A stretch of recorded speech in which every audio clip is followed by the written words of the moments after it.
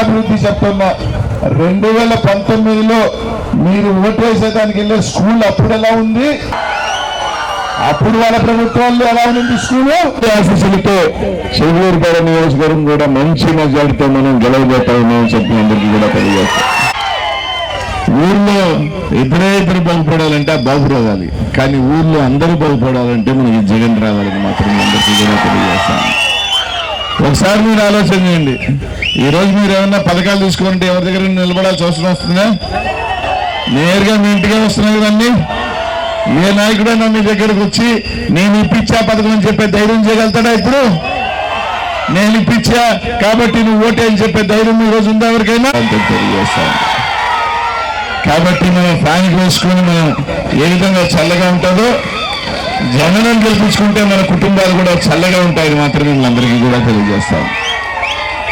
కాబట్టి ఈరోజు మిమ్మల్ని నమ్ముకొని ఆ దేవుని నమ్ముకొని తను చేశాను ప్రతి కుటుంబానికి మంచి జరుగుంటే మాత్రం నాకు సాయం చేయమని జగనన్న మన ముందుకు వస్తా ఉన్నాడు, మీ ముందుకు వచ్చాడు.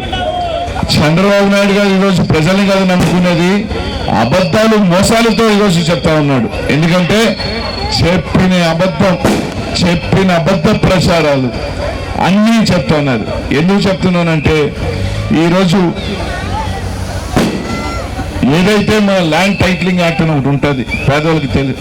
ఏదైతే మన స్థలాలు లాక్కుంటాడు జగన్మోహన్ అని, కానీ ఆ చట్టం తీసుకొచ్చింది ఎవరంటే ఎన్డీఏ ప్రభుత్వం, బీజేపీ తీసుకొస్తే వాళ్ళతో జతగట్టి ఈ రోజు జగన్మోహన్ రెడ్డి గారి మీద నిందలేసే కార్యక్రమం, ఒక దుష్ప్రచారం చేసే కార్యక్రమం. అంటే తన జీవితాంతం తను ఏం చేశాడని చెప్పుకోలేడు, తను ఏం మంచి చేశాడని చెప్పుకొని ఓట్లు అడగలేని పెద్ద మనిషి ఈ రోజు వచ్చి జగన్మోహన్ రెడ్డి గారి మీద తప్పుడు ప్రచారాలు, అబద్ధపు కూతలు తీసుకొని వచ్చి అబద్ధ హామీలతో ఎన్నికలకు వస్తున్నాను. జగన్మోహన్ రెడ్డి గారు మాత్రమే చెప్పి తెలియజేస్తాను.